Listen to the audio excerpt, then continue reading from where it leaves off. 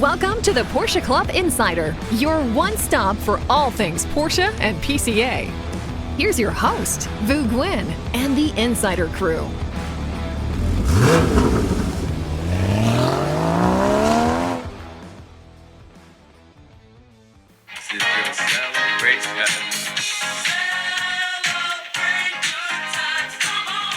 That's right. It's episode 141, and I'm sure the staff is finally extremely happy that I'm not going to beat this horse to death. We've reached 100,000 subscribers. So, of course, I want to start this by thanking everyone that supports us through Porsche Club Insider, our YouTube programs. 805 videos later. We started in 2010? Yeah, February 15th, 2010 was when the channel was started. I don't know if that was the first video, but that's when the channel was started. Yeah, so we had started the channel under my personal account. Yeah. Because we didn't know where this was going. Yeah. And the first video was with Mark Permanik and his 356 at Daytona. Yeah. And I don't know if that video is still on my private channel, so to speak. It might be. Or did it? I thought we moved it over. I think we moved it over. Yeah. So maybe a year before that, but the official start. I think we used your channel because it was almost like a proof of concept. Yeah. Of if we were to start doing videos, this is what it would look like. What it would look like. And, yeah. Yeah. And I remember, I think you edited it that night. Oh yeah. We went back to the room. That's back when we shared rooms to save money. Right. And you edit it and put it up, I think, late at night. And then we had like 200 views by the morning. We were so excited. I think at that event, we probably did 4 videos, and they were just fun, like interviewing members and some interesting cars. But yeah. I remember the fight. There was a fight. I told you, this is the kind of stuff we got to capture for views. There was like 2 people fighting in the infield, and you were like trying to walk away, and I was like, no, this is the kind of stuff that we can get views out of. Set the tone for the YouTube channel. Thankfully, I set the tone properly. He wanted a fight scene. It would be like Jerry Springer, PCA style. That was during the who was that guy that would get the homeless people to fight? Oh my gosh! Remember that guy? No, he was on Dr. Phil and everything. Bum fights or something like that was called. It was a big thing where people pay-per-view. Yeah, right. That was a. I was just trying to get more viewers to the dark PCA time channel. Pay-per-view, that's for sure. I back then we weren't as focused on getting number of subscribers. We were hoping for views. Yeah, but really 2018, 2019 when we started focusing on that. It was after the White Collection and some of our other big videos that we did. One of the first, I would say, quote unquote, viral videos is we were in Canada. I think it was Escape then?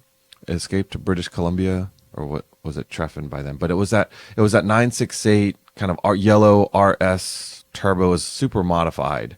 And that was one of the first videos. I think we got to like 50,000. Wow, yeah. A lot of those early ones, early YouTube videos, if you got in early enough and played the algorithm, did really well, and it's funny, you go back, you see the quality, the subject matter is fine, but man, we've come a long way. Can we talk about how one of our still highest number of view videos was one that Manny didn't even want to do? I pushed him to do it because I thought it was very polarizing. I even told you, I said, how about I hold a camera? You do the I'm like, this was the Centro 911? The Centro 911. I was at Originale. For those of you that don't know what the Centro 911, it's where they made it a center seat 911. And I think the first one was a cabriolet. And then they made a second one, which was a coupe. Crazy idea. Yeah. They executed it. It worked. But Manny goes, I have to do this because one. I don't. Unlike the F1 from McLaren, the 2 other seats weren't right next to the driver. They were using the back seats of the 911 as the extra seats. So it was a really bizarre. Yeah, I was not in love with the car. I was not impressed, and you kept on saying, I found a great car we could do a video on. And I was right. As soon as you started walking towards, I'm like, how about you do it? And I film you. Yeah. Well, if it failed, it would have been him. But if it did well, because it was me. Yeah. But yeah, that got... And I do want to mention, so we started in 2010. When I came on in January 2014, we had about 1,300 subscribers. So from 2014, high fives all around. we High fives all around. We ramped up in 2014, and the hard work has paid off. And I really want to thank the executive council for this as well, because no one was doing this, right? And we had to pitch and have a proof of concept, and they allowed us to buy equipment and continue to invest in equipment, get Damon even deeper into this stuff.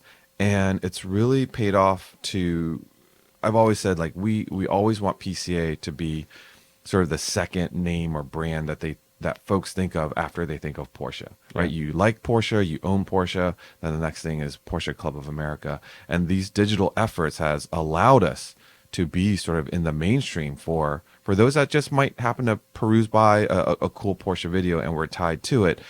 And it's allowed the club to continue to grow. We are fortunate in one of the very few, it might be the only car club that continues to grow today. And I give digital media and the fact that we're out there contributes to that. And I know a lot of other clubs are starting to ramp that up, and I wish them the best of luck. But boy, am I glad, or we're just dumb lucky that we decided to do it back in 2010. Yeah.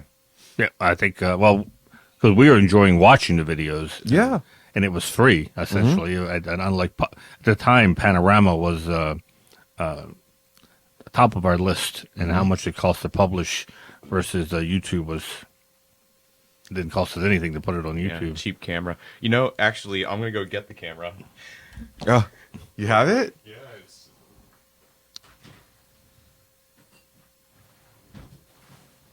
We started with very modest means. They were it was a flip cam with a wired mic. No, sir.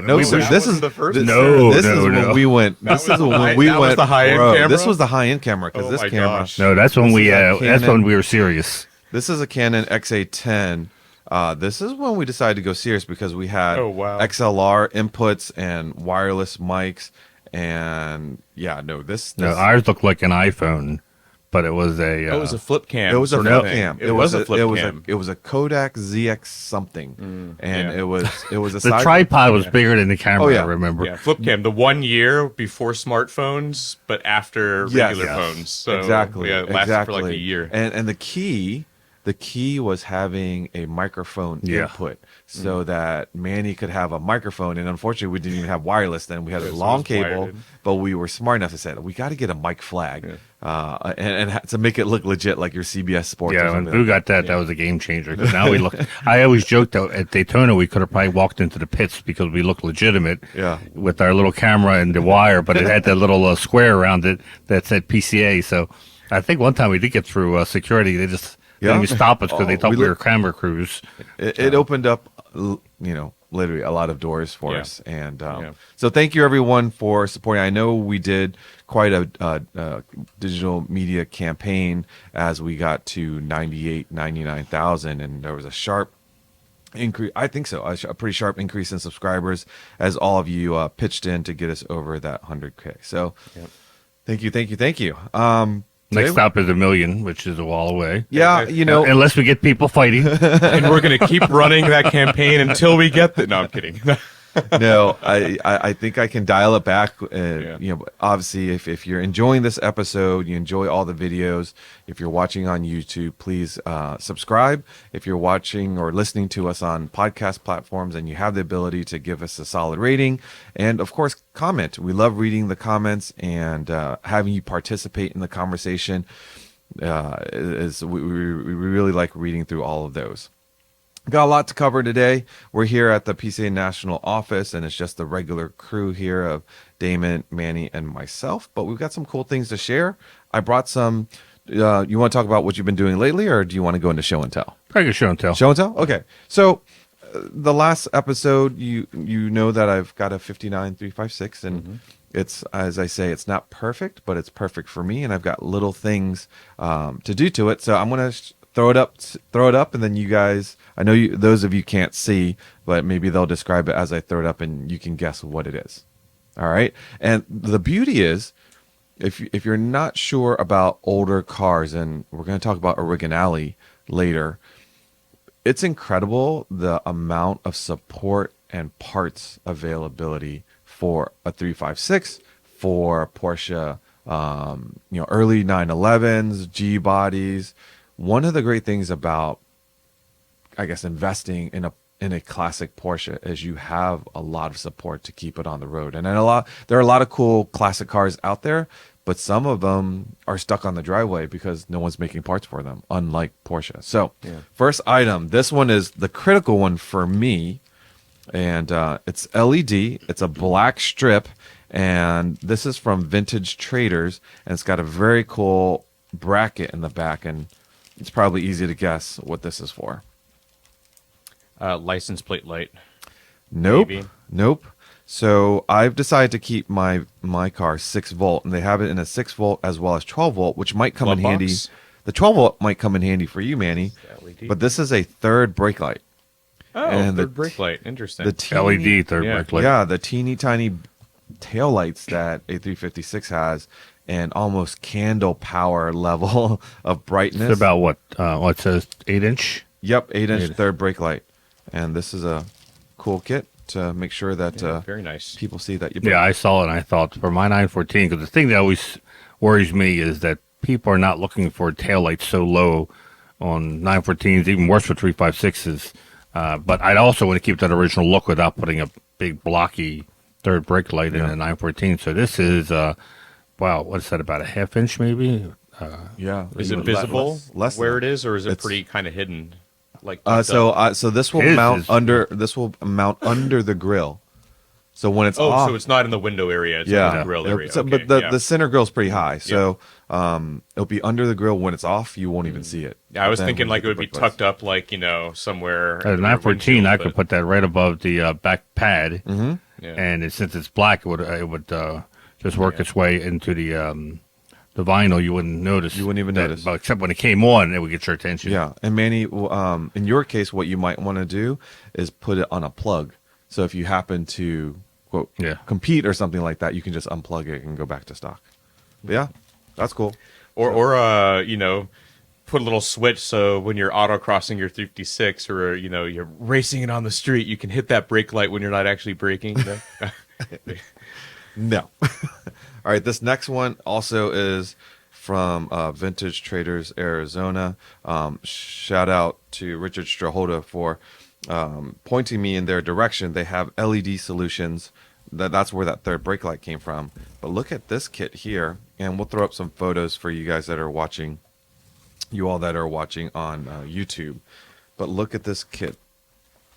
It has pretty much it has every bulb that I need for my 6-volt This system. came out of a conversation which we had on a previous podcast with about 356 lighting with the 6-volt, and how a friend of ours couldn't see Bob Miller in his 356 while he was driving to an event.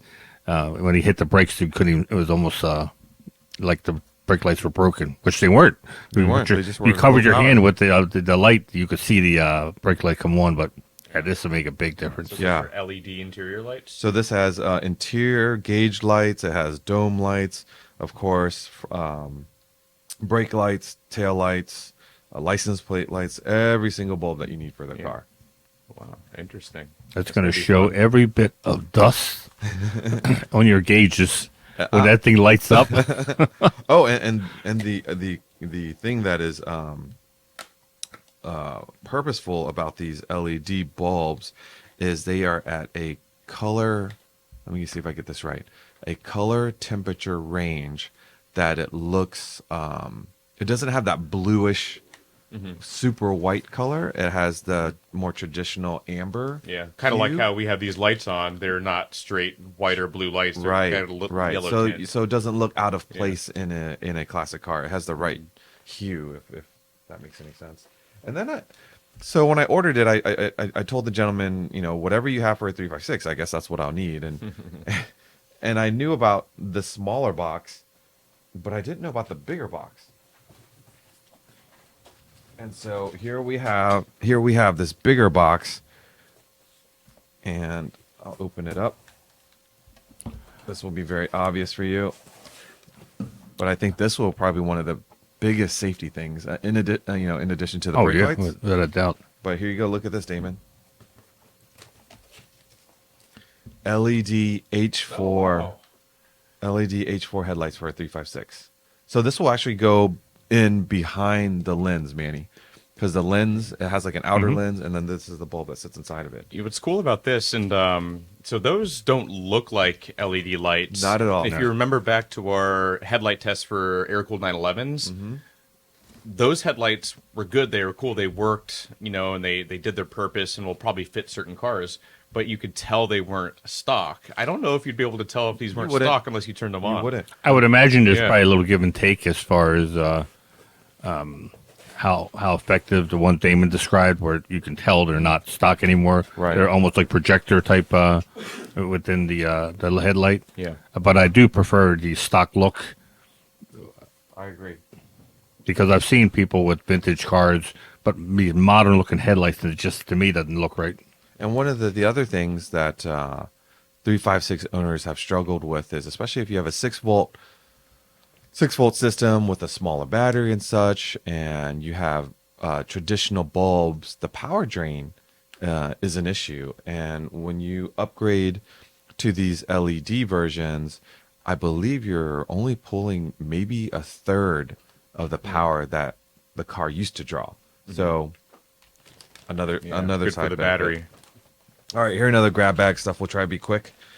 This is important. This straightforward. You know what that is? Ground strap? Or Ground battery strap, cable? battery Yeah. ground strap. Yeah. So again, with a 6 volt system, clean contacts, solid grounds. That means everything. Yeah. Of course, you have your one belt, Yeah. one belt, Continental, Yeah. some new. I think I talked about how my car came with European taillights. Tom Tate had some U.S. taillights for me, which he sent to me. So thank you, Tom. But I wanted to make sure I updated and got fresh gaskets for them. This is, I didn't even know what this was called, but they have them. And that's where at the bottom of your windows, those rubber, like a rubber squeegee for when your window Yeah. comes down. I think they're You called can squeegee. It's crazy that you can get all these little parts Yeah. that people make it. Where your rear lid closes, there's some little bushings, little plastic bushings that dry rot and fall off. Yeah. You can get those, and these are all like a couple of dollars each. You're talking about. Aren't they the ones that usually look white and they're all cracked, and Well, they have, depending on your year car, they actually have gray ones too. there may be grays what I'm thinking Yeah, of. yeah. But it's all cracked. It looks all like almost look like it looks like porcelain that's been cracked. Exactly. And of course, fuel hose, and this is a good test. Those of you that are listening, it's a spring with 2 hooks, and any idea what that's for? That's for the deck air lid. cleaner, right? Nope, Deck No. lid? nope. No. It is to hold down the fiberboard cover to the battery. Oh wow! Yeah, It looks like the thing that sits on top of the air cleaner. it does look like it. Yeah. So holds those them. are battery cover hold downs. Correct. Basically. Isn't that crazy? Wow. Like, it's so specific. And there's they have it. springs. Man, Yeah. a J hook I feel like would be Yeah. a little although- This big cable might be obvious, but this here is the cable for the clutch. Oh, nice. Yep. Yeah, pre-hydraulic, huh? And then finally, a key, For the glove box ignition. ignition. Oh, well, actually, my key works in my door, in my ignition. the and keys glove were box. that short, That's a Porsche key back in the day. so you would stick this and go, that would crank Yep. it. Yep. This. What's wow, the guy it's who like a go? mail key? What's the guy that goes to the swap meet up Yeah. in Pennsylvania all the time? Tony. I call him the key guy, but he cuts the key Porsche keys for you right there. Oh, he does? He has a little like not a hot dog stand, but it looks like it. That he just sits there and he'll. I think up to a certain year, but if you have like a 914, early 911, or SC Carrera, and he has the key blanks there, and he'll cut the keys for you. Yeah, I wasn't sure the key that Pete gave to me was original or not, but it was original, and it's a small little dinky key, just Wow. like this. So hopefully I'll get some time this weekend. I definitely am gonna put in the third brake light. That's the one thing I really wanted to do, and I wanted to adjust the clutch. And but yeah, that's my 356 show and tell. How about you guys? What have you been up to? Gosh, can't even remember. Not much car stuff really. Autocross is over, so yeah, really not much. GameCube stuff. GameCube I have stuff. I bought something where I can use the digital AV out for my GameCube, and I found Wind Waker for 60. Legend of Zelda for okay. $60 at GameStop, my local GameStop. And that is not a $60 game on eBay. So How that's much what I've is been up how to. much is it on eBay? I think well over 100. I want to say. Oh, really? Yeah, the GameCube games are Huh. up there now. So anyway, that's what I've been doing. Yeah. How about you, Manny? Changed oil to 911, 964. Mm-hmm.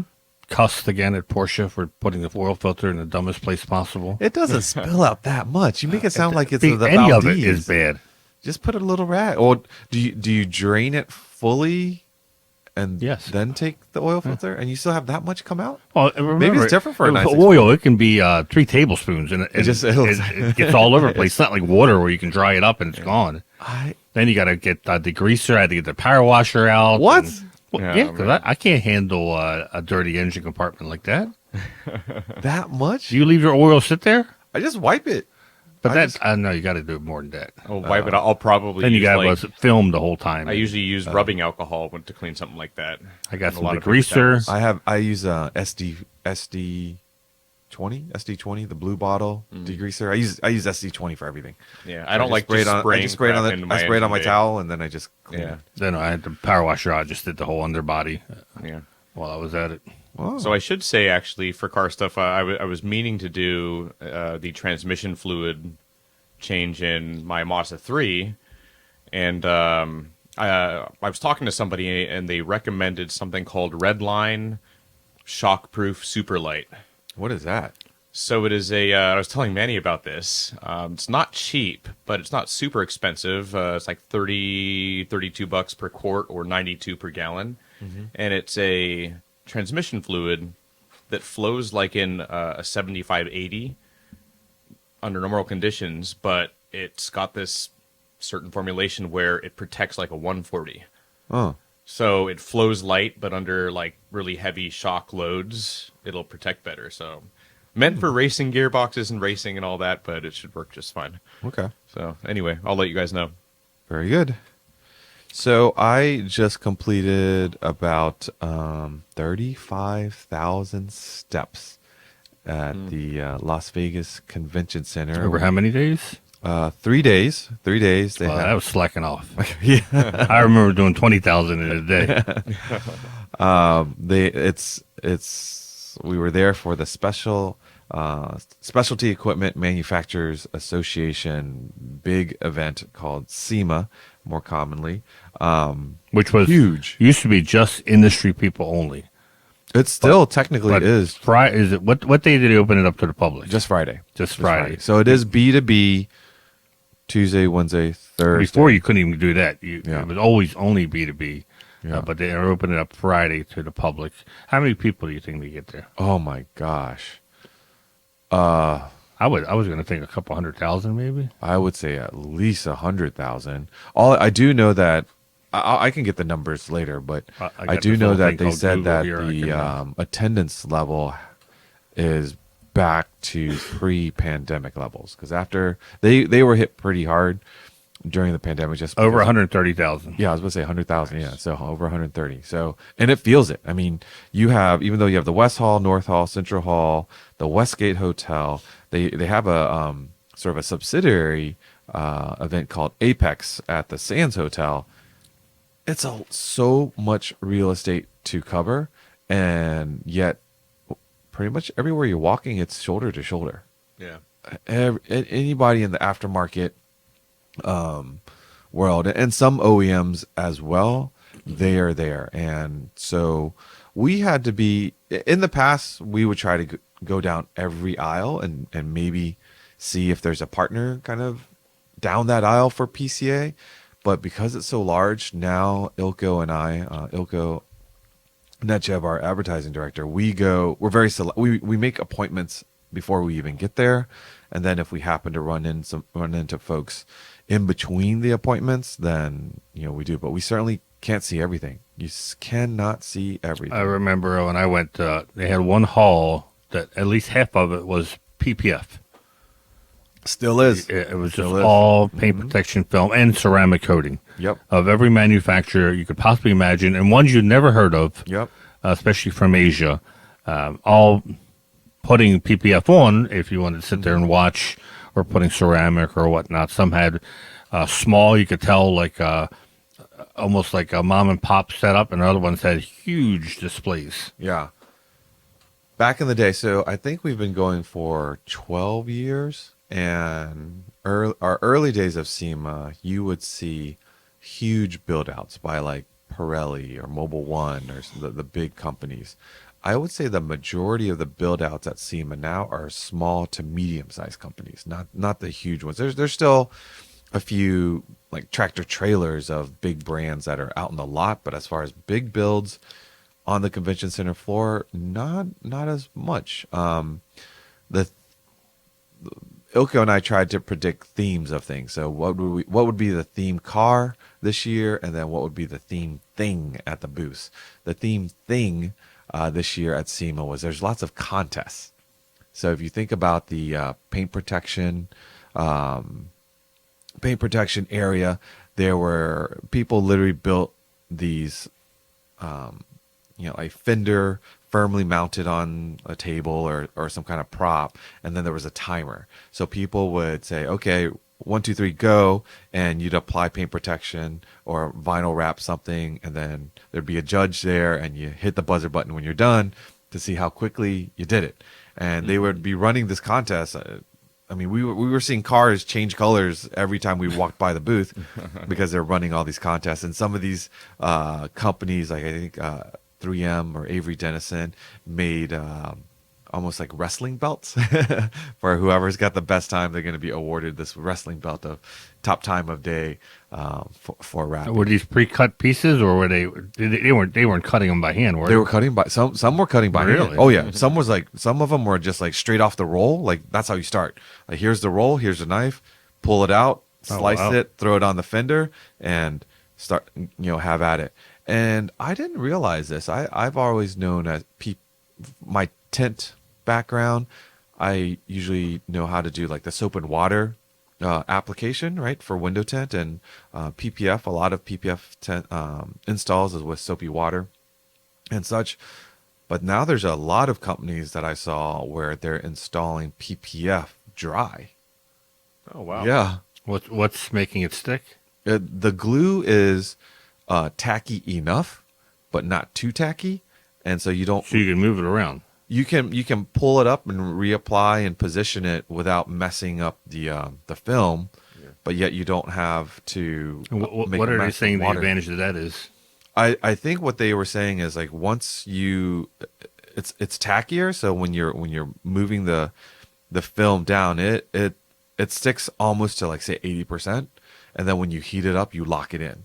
As opposed to if you've ever done a sticker with soap and water, like you can position it, but then it's not permanent there. So if it's around a curve or something like that, it might slide. Yeah, it might slide and create a crease or something like that. You can't get rid of that. Like you'd have to sit there and put either adhesive promoter or sit there and just kind of push out the dampness to get it to lay down. Whereas this is it's like dry application, which I thought it was neat. It'd be interesting to hear those of you that are in the business of putting on PPF to share with us what your thoughts are with wet versus dry application. What are the advantages and disadvantages? But it was very cool. See there also the strength. For those of you that don't know, like a vinyl wrap is usually about 3 mils. PPF is about 8 mils. Well, now it's not new that PPF is coming in colors, but the quality of the colors and the high gloss of the colors is just it's almost like you're pulling a liquid or a solid piece of paint and you're applying it, and it molds, it stretches, and it's repositionable, and when you pull it up it doesn't crease.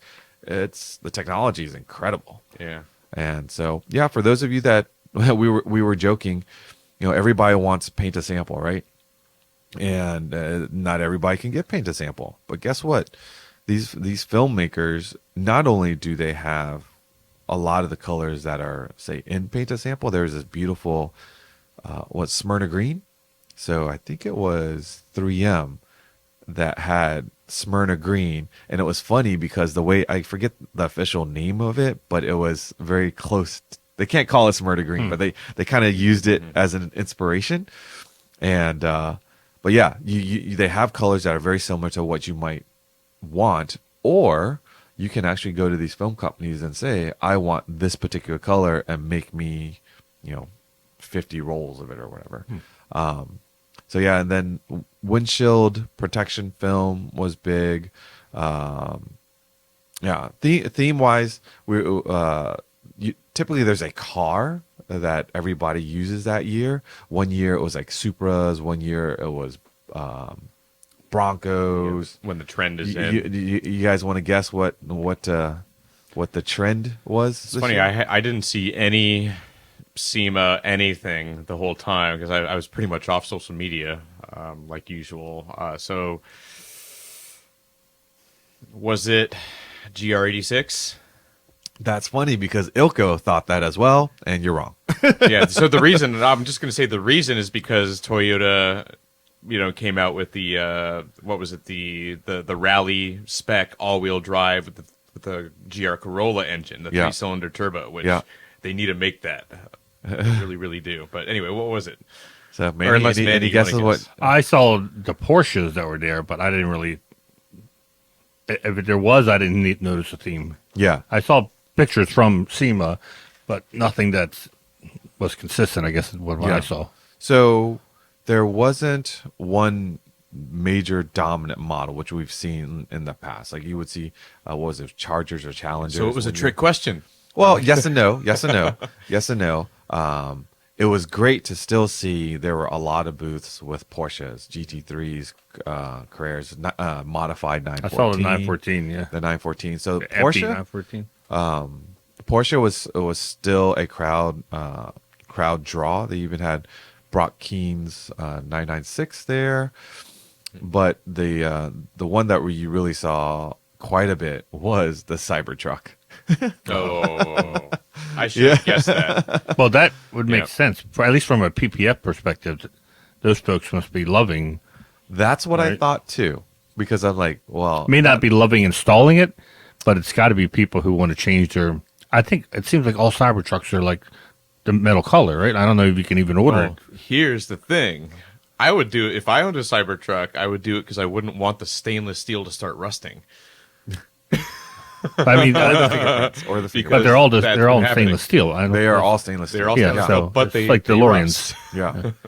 And I got to say, I thought that it would be a PPF or a rapper's dream to do a Cybertruck because all the panels are flat, right? No, we No, heard but we it's heard that tougher. from Kurt. Remember, Yeah. he said it's Yeah. actually a nightmare. It's actually a nightmare because because you got to wrap over the edges, Yeah. which are very sharp, Super sharp, yeah. and getting them to stick and staying a sharp line, Yeah. is You know what you could do to your Cybertruck to help that out? Just get a file and start rounding those edges off. I gotta say, a Cybertruck in color is way better than the Oh, yeah. stainless steel. They had some, I think it was Flexi Shield.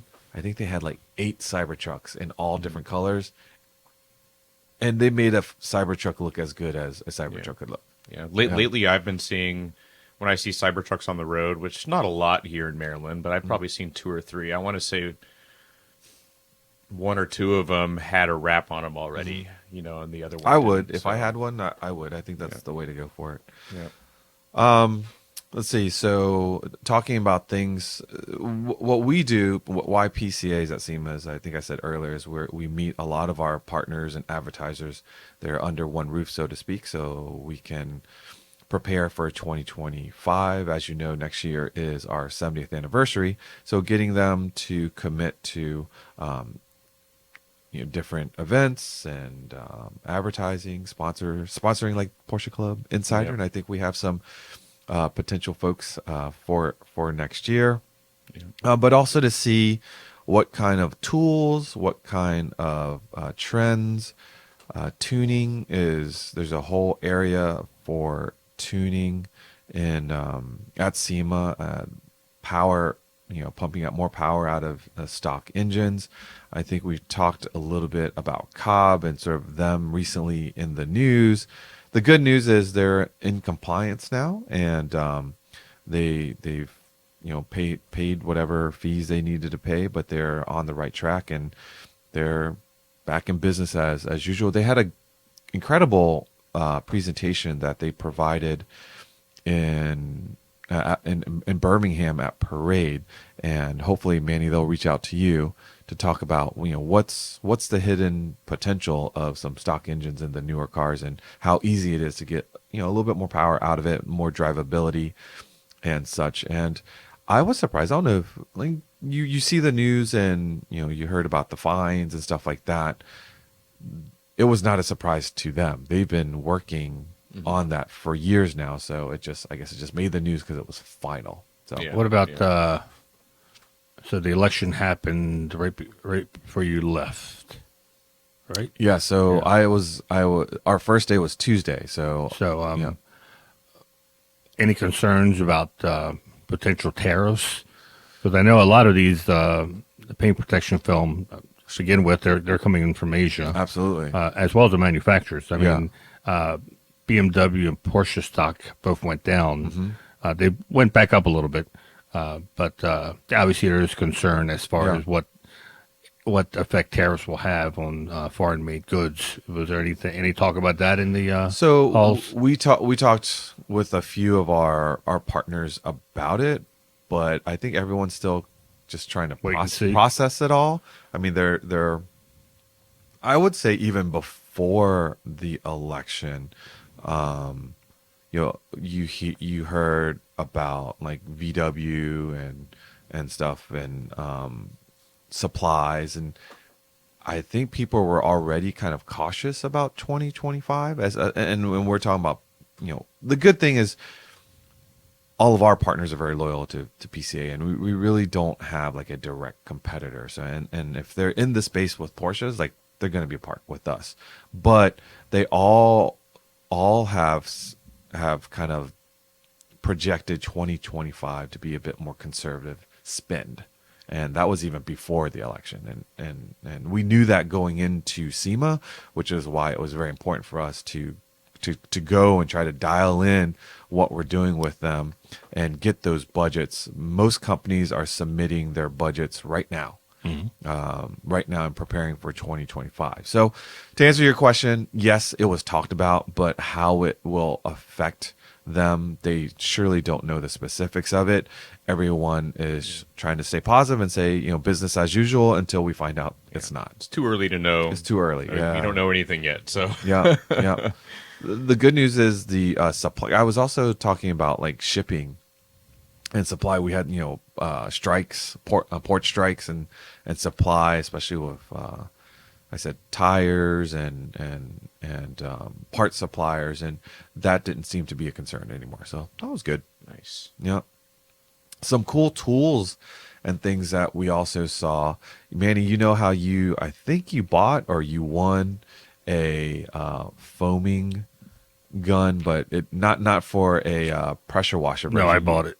Oh, you bought it? You bought it, but it was for like the hose version, right? Yes. And you were not impressed. I bought one of those and it's horrible. Okay, Hated so it. It'd probably be good to wash a dog if I had a dog. Cats aren't too thrilled about it.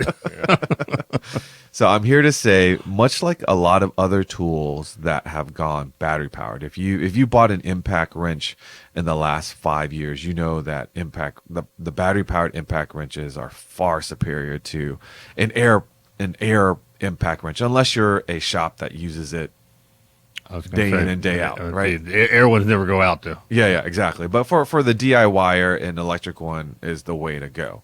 Well, same thing with these foam cannon sprayers. There's now these. It looks similar to what you bought, where you just sort of like an upside down funnel, kind of a triangular shape. Put in your soap and water, but then at the bottom of it, it has a battery powered pressure So it's like a little device. compressor. It's like a baby compressor. like a exactly. air pressure Exactly. or water And pressure washer. It's all handheld. You can the battery pack. That's genius because that's biggest pain in the butt. Yeah. Is getting the whole water pressure. So I knew you would like that. I knew you would like that because I knew how disappointed you were with Yes. the one that you and bought. I don't like having to bring out the whole machine out and hooking Nope. it up and So you know my take on this? You're like, why would you? This just sounds so ridiculous to me.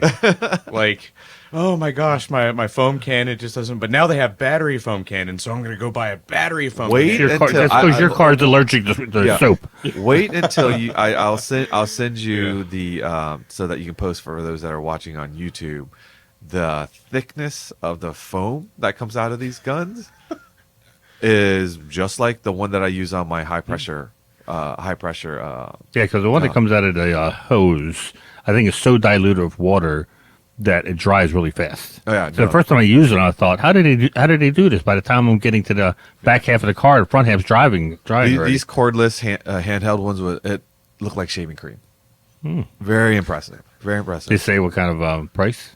There were units that were like $175 to like $299 with Wow. 2 batteries.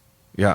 Is it any name brand or is it? I think Griot's is coming out with one, and we saw a couple other companies that has it. But yeah, you will be very happy. And then I could totally see you using it every time you wash a car because you just have it loaded and plugged in, and then when you go to wash a car, you spray your car down, and then you wash it. Now here's how many of you use a 2 bucket? Well, I don't even know why I'm looking at Damon. I use a 2-bucket system. Do you, no, What's a year? once a year he uses a 2 bucket. When he sent it to him, for free. Yeah, no, I do use a 2-bucket system. So, man, you use the 2 buckets, one to wash and one to rinse, right? This is one that I saw at the Griot's garage booth that I was like, why didn't I think of this? So they have their normal sort of rectangular bucket that has like the grit guard and everything. It's what I use, and it's very nice. But now that I use the foam cannon and high pressure wash, like I don't go to the bucket that much, right? So what they've done is there's now a divider in that same bucket to keep your gritty stuff on one side and the clean water on the other So side. you only need one bucket. So you only need one bucket, but you technically have a 2 bucket. Yeah, that is actually a really Why good didn't idea. anyone think of that until now? Yeah. And I was talking to Nick. He's like, we've thought about it for a while, but we just, it takes a while to put in patents and all this kind of stuff. And so, yeah, so that's coming out. And then I looked It's actually a 3-bucket system because you have 1 bucket for the wheels too. Oh. Yeah, you don't want the wheel stuff anywhere near. I just use the wheel stuff. I do the wheels last. That's what I but do. that as means well. first again you got. No, you wash the bucket out for. That's why you have 3 next time. buckets. Oh. Yeah. Actually, you know what I use as buckets for a long time. My daughter was buying a kitty litter in a bucket, in a yellow bucket. Yeah. That was perfect for washing cars, and she doesn't use the cats become finicky now, evidently. Uses a dip. So she buys a different type of litter. Yeah. But I had accumulated like 10 of these buckets that are perfect for washing cars. Yeah. So what was the other one? The other one was, this one is going to sound, you're really going to roll your eyes on this one. Also at the Griot's booth, they have these towel holders that are magnetic, so you could, I guess, stick them to your toolbox or whatever, and then you put a roll of towels, right? Yeah. Yeah. But this roll of towel was very unique. It was actually disposable microfibers. That's actually pretty cool. Yeah, I think that's pretty cool, actually.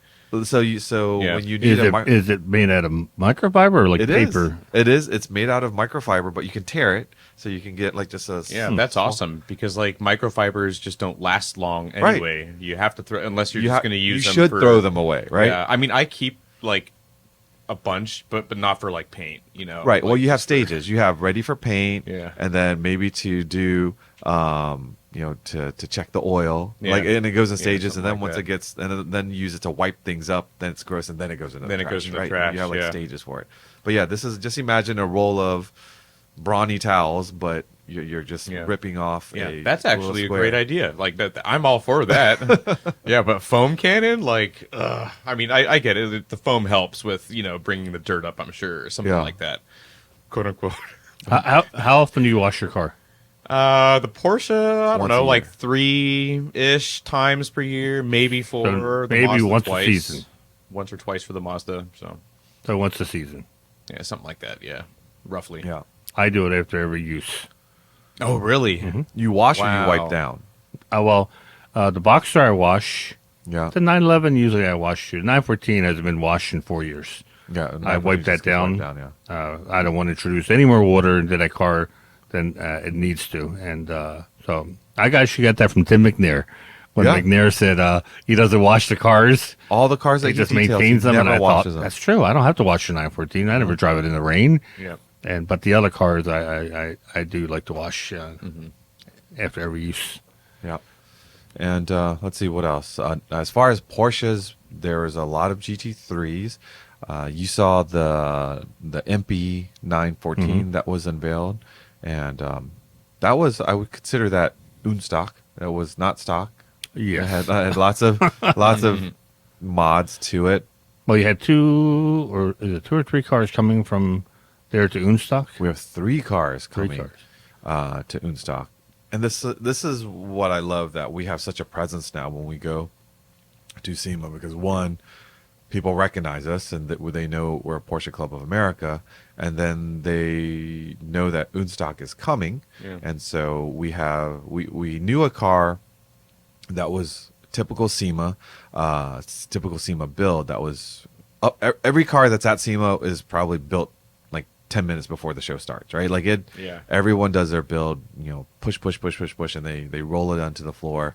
Some of them are done, some of them are not. Anyways, the folks at Indecent, Philip out of Houston, he has the Boxster, where it has I think a gorgeous body kit on it. And I know body kits aren't for everyone, and but this is SEMA. Just think, this is aftermarket, so you kind of Yeah. expect it there. And so it's got a beautiful body kit. You can see some inspirations from some of the race cars and such that he's designed into it. But the challenge he made for himself, because he loves early air-cooled interiors, is you've heard of people backdating the exterior of a car. He backdated the interior of the car, so it's got a full early dash in a modern Boxster. The 5-gauge cluster. 5-gauge Wow. cluster.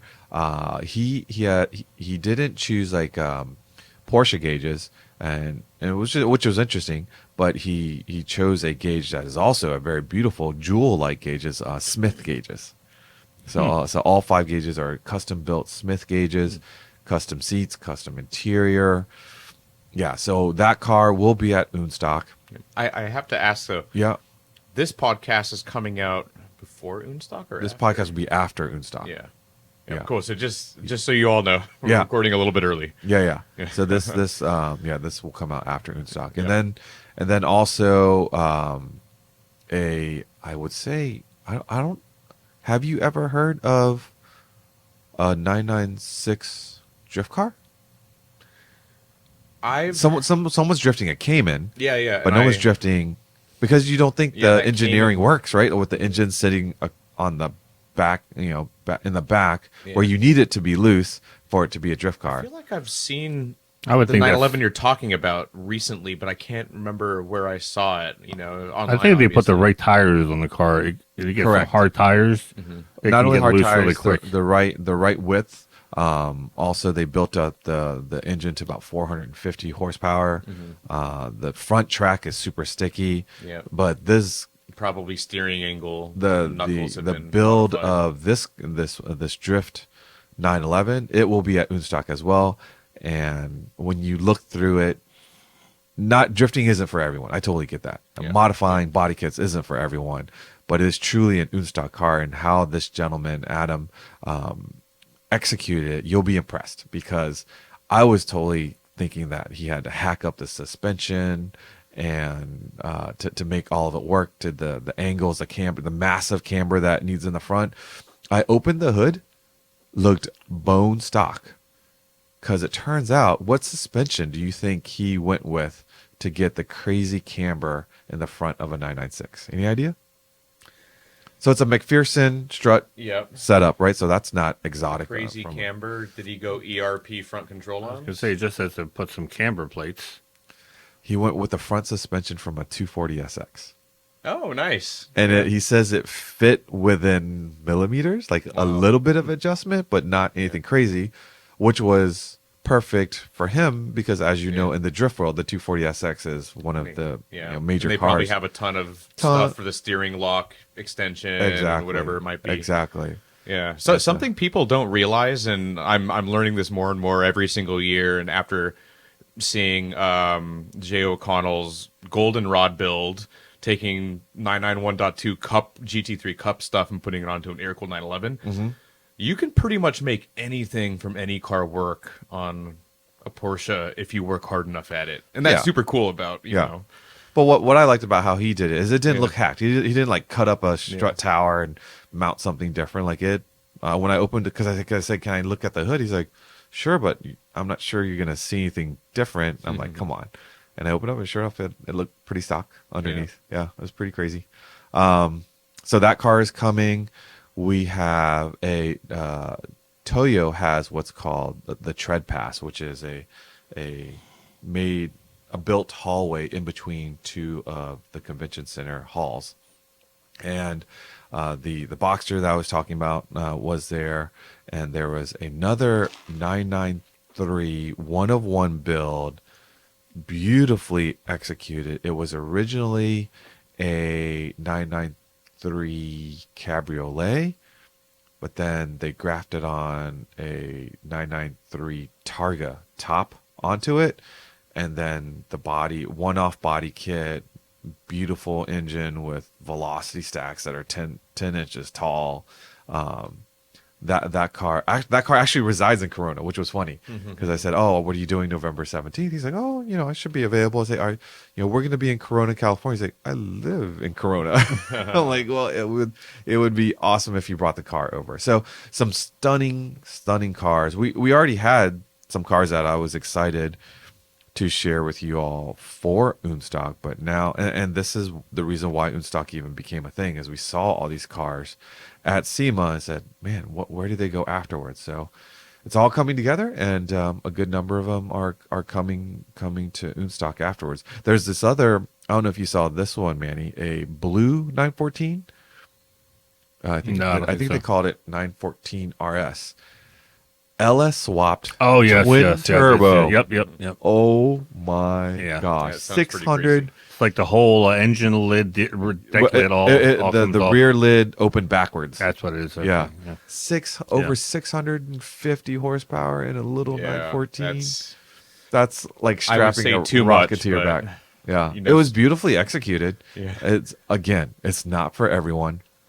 It was beautifully executed. And finally, probably getting the most highlight from the Porsche side at SEMA was RWB. There's a good number of RWB builds there, and I know it's very polarizing. And there's been I would love to put a microphone and just hear people's, like you said, it's polarizing. Either people love it or they despise it. Yeah, and there's been some memes going around recently where like a tow hook, I think, was like epoxied on to finish it. I don't know the background of that story, whatever, but there's somebody on Instagram who mimics him. Oh yes, because I thought I said something's off about it. It doesn't look like him. Yeah. And then I realized it was just something because he wasn't using a Porsche. He was Yeah, it was something that. else. I realized I'm it's a parody. surprised about the longevity of RWB, and when I say that, I'm not surprised they're still around. I'm just surprised they're still in the mainstream, every single year, multiple times. Well, I think how many people have seen the RWB? Yeah, but Not many. They can't get enough of it. Well, that's the thing. It's been in No, we see it. 2010, I remember. Yeah, but we're in the industry. Yeah. Yeah. Friends of mine have never seen an RWB. Really? They've never seen a All roof. over YouTube, They've all never over seen a social roof media, up close. everywhere. Yeah, I mean- maybe. So I forget who I was talking about. Think about it this way. Not everyone can afford a Singer. Not everyone can afford a Gunther Works, which we know the details in which those cars have are, incredible. But if you're looking at the shock factor, you're looking for a wide body car. Think of it more so as for $80,000 body kit, or I think it's around that $80,000. Yeah, I've never known, actually. You convert your 993, 997 to this outrageous, attention grabbing, eye popping car that when I talk to the owners, because you would think they're adding all this, doesn't mean that the car's heavy, but they also take out a lot of stuff too. And it's also, I guess, fiberglass or plastic or whatever they're not racing. They're not racing. They're not racing it. They're racing it. Actually, that's how in Japan they are. Right. Out here they're not. They're not. Out here they're not. And they're getting something. Where are they racing RWBs at? That was how the whole thing was. Yeah, it's called the Idlers Group. So in Japan, where it all Like started, street racing, or No. I'm talking on the track. They go to track. They race on track. There's this whole track culture, that our Akira Nakai he puts it all on. So it's different in America and elsewhere, but in Japan, they're track cars. So, yeah. Again, it's not for everyone. Yeah. And do you cringe that a fender is being hacked up, so to speak, to fit on bolt-on fenders? But you can't deny, once the cars are done, they're like works of art to some people. I like them. Not to everyone. I can appreciate that someone wants to do something that's so unique, and they have the opportunity to paint it the color they want. They have the opportunity to make it the super wide version or just the kind of standard wide version. They can drive it on the street. They can quote unquote get the allocation. They have to stand in line, but not in line like a Singer or a Gunther Works. And it's a completely different price point. You can't. They're nowhere near the same world in terms. I would consider an RWB if it were like my third or fourth Porsche sort of thing. Like, it would be a fun project. And people say, "Oh, it's all looks and no go." Well, that's up to you. Yeah, like if you just have enough money for the looks and you can live with that. I mean, it's not going to be any. It's not going to be. From what I hear from the owners, like they still love how it drives. Most of the cars, or a lot of the cars, have a stock drivetrain, so it's super drivable. You have a super exotic look, but a super drivable car. Okay, it works for you. Go for it. But if you want to go crazy, like the one that was at TPC, like that one had a beefed up motor, so I'm sure that is fun. And so you have crazy looks, crazy power. Yep. Hey, you be you. And enjoy it. And the crowd, I'll put a video. The crowd that was around the tent where Nakai-san was doing an RWB conversion on a 997 GT3. Oh, I'm sure. Yeah, I would love to see it. I mean, people were just. I mean, it was at least 3 or 4 deep around the car. Yeah. So from a social media side, that whatever company that was so sponsoring, you see that he has parties, or not he, but the owner. Oh yeah. Sets up Install parties. Yeah. And if you're lucky enough to get invited, then you get to watch him sit back and smoke and drink, and then take the Sawzall to your car. See, it's got to be a little bit awkward. But yeah. All right. So again, it's if you've never been to SEMA and you want to go, just be prepared that Tuesday, Wednesday, Thursday is B2B, so you have to be in the industry. And if you're somewhat in the car industry, or you have friends that are in the car industry, you can probably get a pass to go. But if you're not, then Friday is when they open it to the public, and you can just go in and buy a ticket. As a public member. They also have tons and tons of concerts. Like, for example, my father and my relatives that live out there, they don't even have to go inside the building because there's so much going on outside of the buildings, from drifting to car displays to exhibits of I think Ben Pack was out there, McGuire's was out there, Mother's was out there. So there's probably too much for my dad to even do outside. That's how big this place is. So SEMA, thank you for. I'm a SEMA Action Network member. So, and I represent PCA, and they give us 2 tickets to go and experience every year. So thank you to them for that. All right. So if you haven't signed up for PCA's newsletters, Head over to PCA.org, check out Performance News, eBrake News, and Mart Fresh. It's all free, simple for you to do so. Let's get into some Porsche news. The first one I spoke about a bit, and that is Originale number 10. Yeah, it's out. For those of you who collect them, make your way to your nearest dealer. Doesn't have to be a classic dealer. Any dealer can get you the catalog if they don't have it already in stock. And if you want to peruse it right away, it is available for download. Yeah, that's not as good as having it in your No, hand. the book is the best. Yeah. So in total, the first 9 issues, they've printed over 675,000 copies. How collectible these are? Probably not a whole lot. Yeah. But they look phenomenal, and they are great looking on your shelf. If you're buying it as an investment, just remember there's 675,000 of these floating around. And they're not. It's not a book strictly of straight part numbers. And No. diagrams. They also have articles within it, and I especially love the one where they had the classic Club Coupe. That was number 7, I think. 7 or 8. That's the one that has the Club Blau spine color. Yes. So that's pretty cool too. You definitely want to find that one for The your collection. one that I wish I would have bought, and I didn't, and I announced it to, was they came out with the first 6 in a special slipcase. Bound set. They weren't all bound together, but it was a special slipcase they made, and they sold out like immediately. And when I went to go look for it, it was already gone. Yeah. So hopefully you know of what the Originale is. Now, if you don't, it's a cool piece to have for your collection. More celebrations for Porsche. Next news item, Manny. Which one is it? LMP 2000. Yeah. Oh, yeah. So this was very cool. This was a video they came out with. You just type in Porsche LMP 2000. You'll see this video where they bring out from the archives the LMP 2000. Now, the LMP 2000 is very important because what happened with the engine that they were going to use in this car. So this car, they took the engine they were building for their Footworks Aero project for Formula One, and they decided not to use it in Formula One. They shelved the engine. They come up with the LMP 2000 idea. They're going to race this for Le Mans. And this is, I remember this very clearly because the rumors were they have a very fast car. It's going to run in LMP class, Le Mans prototype class. And initial testing said this car is the guaranteed winner. And then all of a sudden, they canned the idea. When Wiedeking canned it, because he said he wanted all the resources going to building the SUV. Now, you can imagine, this is the first time a 4-door, an SUV is being...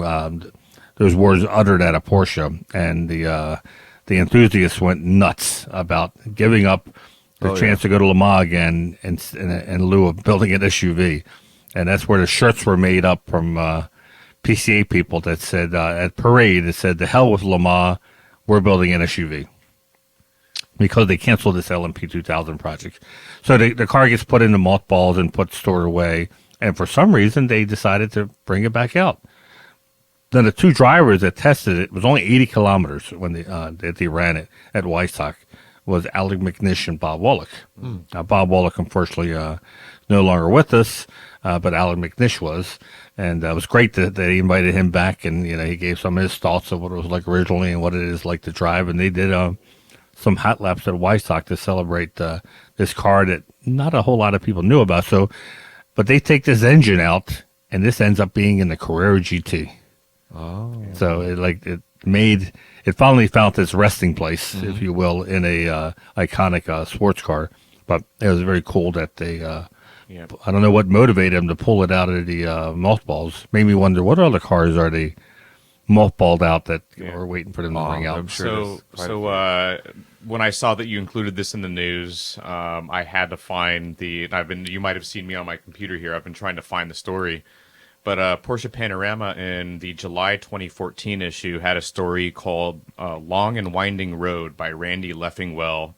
And it's the subhead is the real story behind Porsche's B10 Carrera GT, a product of an ill-fated Formula One program and the aborted LMP 2000. This is the best story on the LMP 2000 and this engine, and what they call the 9R3 actually is the type number. I've never seen the full story anywhere else except for Does it mention about WEC King making a deal with PCA? Probably. It's been years since I've read it. So I read another story where he said that WEC King made a deal with PCA, who was heading Audi, that Audi and Volkswagen, that they would give Porsche much needed R&D from the Volkswagen SUV project, which would become the Cayenne, if Porsche would stand back from running the LMP 2000 program, which would allow the Audi to run. Of course, we all know what happens with Audi. You know, they have dominating for 5-8 years, something like that. So it was like all these, and Porsche needed a lot of money to be able to pull off this SUV. So that's why they canned any kind of racing.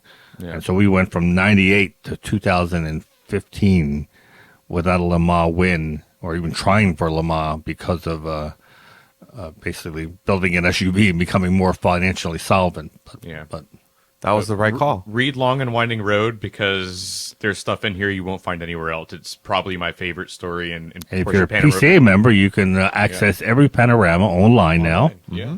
You just go to our PCA.org, hit was it magazine? I think. Just hit magazine in the main menu, and you'll see all the years. This is this particular one. We go back to 1955, so literally the first one. all the magazines. But this is July 2014. Story is Long and Winding Road. It's my favorite story, I think, in Panorama. Period. Like, I love this story. So check it out. So stories that tie together. We're talking about this Carrera GT. Yep. There was a Carrera GT at SEMA in this new paint protection booth. The name of the company, I believe, is Carless. And turns out, and this is where like our world is very small, the owner of that Carrera GT, it's a 24,000 mile Carrera GT. Wow. But he is the gentleman that shares the facility in Arizona. Oh. That we went to film. Oh, really? Yeah. So I'm standing there looking at the car, and they had Pinstripe Chris, who does a really with paint and a marker, and does this crazy design on this Carrera GT. And I'm just drooling over how the artwork and the car. And the owner comes over. I'm like, I recognize him. Turns out, who he is, and he's very proud. There was a PCA decal on the windshield of the car, so he's very proud of that. But yeah, it's 1 degree of separation for PCA, and it turns out that Carrera GT was the test mule for them to create not Porsche, GT, not Porsche, but the test mule for them to create this new paint protection film because of all of its curves and everything. So they had film submitted, they were putting it on this car, and they changed the recipe or whatever until the final. They were able, so they wrapped this whole car in clear. The artist is doing his thing to it, and then they're going to wrap on top of the artwork to seal it all in. Gotcha. How crazy is that? Cool. Yeah, small world. Yeah. And motorsports, the next topic, Manny. Yeah, so Porsche wins the WEC Driver Championship. They miss out on the Manufacturers Championship. Nobody's perfect. Yeah, second place. Toyota, who wasn't favored, gets the pole, and I watched the last hour of the race, and it was so painful to watch Toyota pass Porsche. But that Toyota was a better team that day, and they beat them, I think, by 5 points. Whoa! It was such a close. Wow. I mean, as far as fans and watching, that's what you want. Is you're waiting to the last hour, the last few laps to see how it all ends up after a whole season. So it was fun to watch. Like Damon alluded to, Porsche made this post based on their, I think, 1970s maybe. 70s or no, it was the 956 era, I believe. Okay, so 80s. Pretty sure 80s, poster that said no one's perfect, and they had all first places except one, where BMW I think got second, one, and they got second, and they did something similar, listing all the championships and class victories, championships they won. So this was a very good year for Porsche. I hope they repeat it next year, but include a Le Mans win. Yeah, I want to say there was 15 championships they won across the I think globe. or 13 they something. were saying. 13, 13, which is phenomenal. Between Yeah, that's- WEC and IMSA alone, Yeah. that was 13. Next year, though, Team Jota, won't be running Porsche. Their 963s are going to be put in storage for the time being, and they're going to be running Cadillac. So it was a little bit sad to see them go. But hopefully we'll have more customer teams racing the 963. All right. So again, as you're listening to this, we will have just wrapped up Unstock in Corona, California. But now you can really start focusing in on events for 2025. We have Tech Tactics East, February 23rd and February 24th. You just need to come to one day. We just repeat the program, either Saturday or Sunday. Registration opens January 8th. We have Works Reunion Amelia Island at the Amelia River Club. Registration opens, the event itself is March 7th, but registration will open December 11th. Porsche Parade, this 2025, we're going to Oklahoma City. The event is July 6th through 12th. Treffin at Sea, our anniversary cruise, that's going to be August 30th to September 6th. Registration is already open for the cruise, and we are just, I think, just about at 800 folks on the cruise. So that will be a great time. Did you mention the next Treffin? I think this week we just announced. Oh, what is it? Treffin's Jackson Hole. Jackson Hole. Okay. So that would be fall 2025. Registration opens June 4th, 2025. So you have a lot of time. Yeah. Yeah, I didn't put that on there because it's so far ahead. That's why I didn't put it Yeah, up. Treffin sells out super Is quick. there Well, Treffin Treffin Spring? There is. Where are we going, Treffin Spring? I'm not sure yet, actually. I'm just focused on Jackson Hole, which is what. Yeah, that was the one that where was events people- recently approved. And that Jackson Hole trip is going to be a bucket list trip, and that's going to sell out super, super quick. Yep. So that's June 4th, 2025 registration. So you have time. While Manny's looking up the spring land treffin, I'll just maybe just give people a quick update on videos while Manny's looking that up. We recently released a video on saying goodbye to Project 964. We've had it. It's hard to believe we bought that for $1. It was really donated. But, Yeah, it was really donated. Yeah. For legal reasons, we had to buy it for $1, and it's been about 5 years, which is hard to believe. But yeah, we've done a lot of different things to the car to make it into sort of an Carrera RS inspired Carrera 4. With help from Pirelli, HRE, shops around here at Speed Motors, TPC Racing, Ralph's. So it's been this big collaborative effort where we've taken this 964 that wasn't really running, not for anything major, but got it running, made it safe, replaced all the fuel lines, the brand new fuel tank, brake lines, and then started upgrading things, KWV3s, what was it, turbo, 964 turbo 3.3 brakes in the front. So basically the full treatment to make it into an RS style Carrera 4, but it can be returned to stock, so there's nothing permanent. So I say goodbye to it. I drive it on some back roads for the very first time and had a lot of fun with it. It handles really, really well. The wheel, tire, and suspension setup is on point for sure. I think if I had the ability to buy and mod my own 964, like this is, maybe Manny probably feels the same way. Like this is the stuff we would have done to the car if it was our own. Oh, definitely. Yeah. Right. I think Manny even said that you're thinking about, hey, maybe I'll put in a couple bids. Yeah, I said if it doesn't go for at least 80, I may sell my car and buy this. Which Ron Gordon said, I think that's against the rules. No, it's Oh, not. you can buy it. I'm like, Buy why it. not? I You said can buy it. So that'll be bring a But trailer. you're auction. dreaming if you think you can get that car for 80. I mean, no way that car's going to You go never for 80. know. Yeah. Start spreading rumors about it. Yeah. I hear there's a huge leak. Yeah. So watch that video. You get a full rundown of what we've done to the car, my impressions of driving it, and then a little bit of info about how it's going to be sold. So it'll be sold via Bring a Trailer using services of Avant-Garde in Arizona. The car is out there already, and they're doing final preparations for it. I don't think we know when it's going to be going up for No, sale. at least not. That's what Not yet, according to not this. yet. Yeah. They're literally preparing it. They do a bunch of videos and inspections and whatnot. Photography. Yeah. It's going to be. Yep.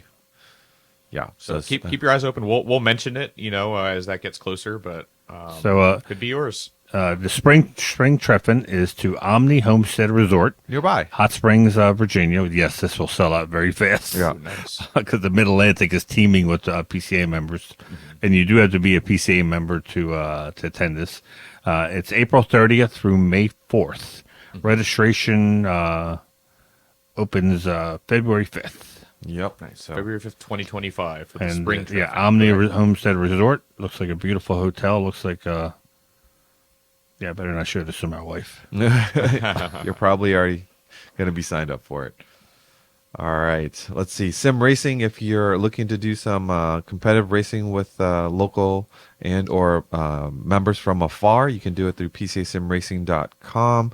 Head over there if you need to kind of get your education on what to buy, how to do it. They've got all different levels. You don't have to be a pro sim racer to enjoy the program.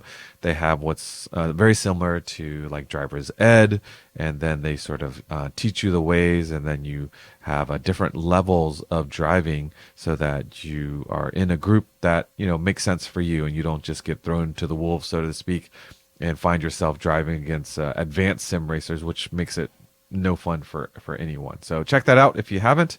If you're looking for some PCA Insider swag, head to the PCA web store.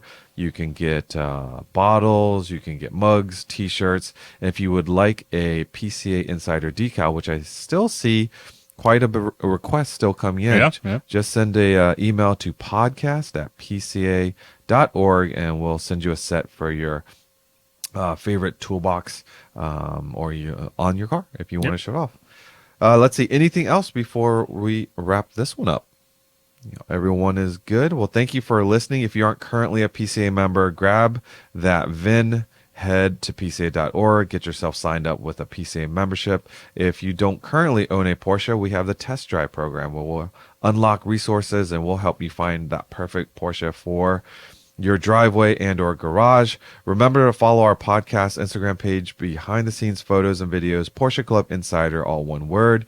Send us a message. Again, like, comment, and subscribe. We love to get your feedback, and this goes out right before Thanksgiving. So want to wish everyone a wonderful holiday. Don't eat too much. Enjoy time with the family, and hopefully put some miles on your favorite Porsche. Until next time, stay safe, and we'll catch you down the road.